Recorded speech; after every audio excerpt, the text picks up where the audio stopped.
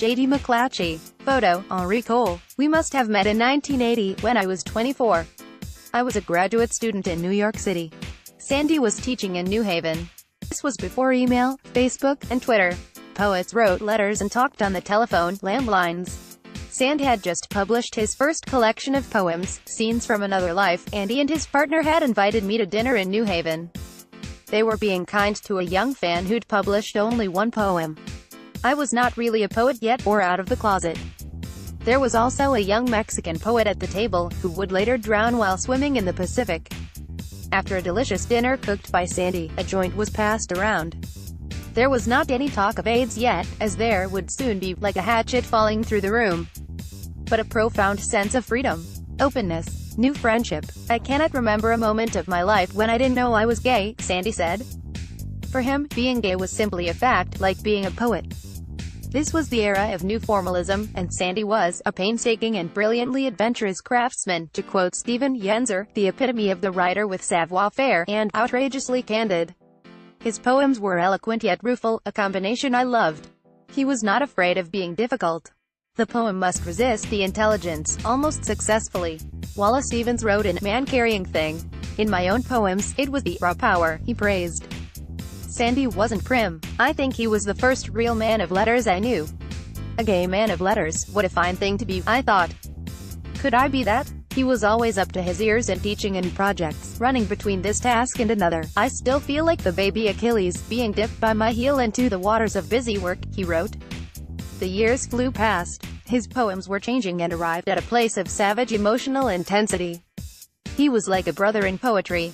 At a cafe in Stonington, Connecticut, we were sitting on a deck under an awning having lunch.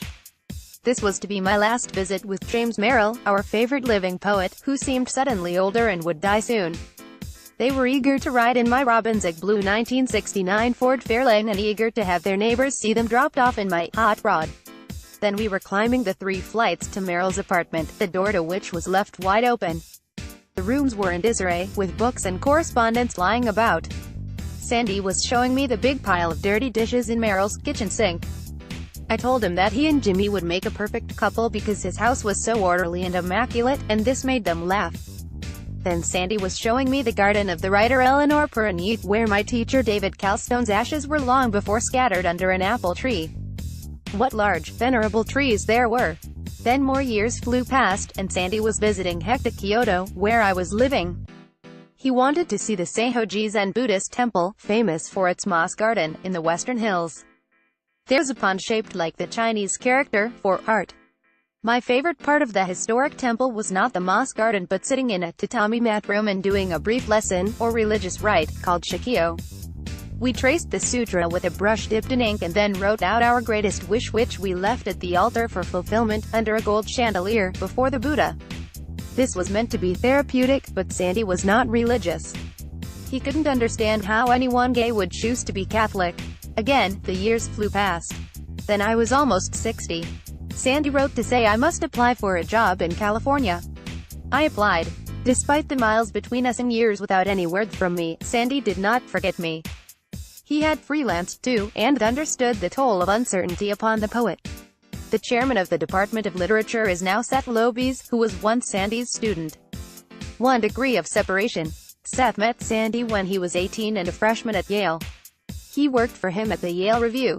I learned from Sandy that taste was about openness and generosity as much as about selection and exclusion. Just when I expected him to be a neoclassicist, he was a romantic or a fauve or a futurist, he remembers. His aesthetic admiration and pleasure seemed unpredictable, incalculable, far-reaching, but somehow never far off. His discrimination never discriminated. I think of my poetry family as a chorus at the opera, but without Sandy's voice, we are smaller now. Here are some other voices singing a lamentation of praise. Harold Bloom. He was invariably kind, lucid, loving, exuberant, and wise. I grieve for one more authentic poet gone from us. Joyce Carol Oates, magnanimous, warm, funny, sympathetic and welcoming, brimming with enthusiasms, there is no one remotely like him. Lori Moore, he had such a beautiful voice, both spoken and written. Every nice surprise that ever came my way he seemed to be responsible for, like a magician behind a curtain. Helen Vendler, I admire his courage in creating poetry from his terminal cancer.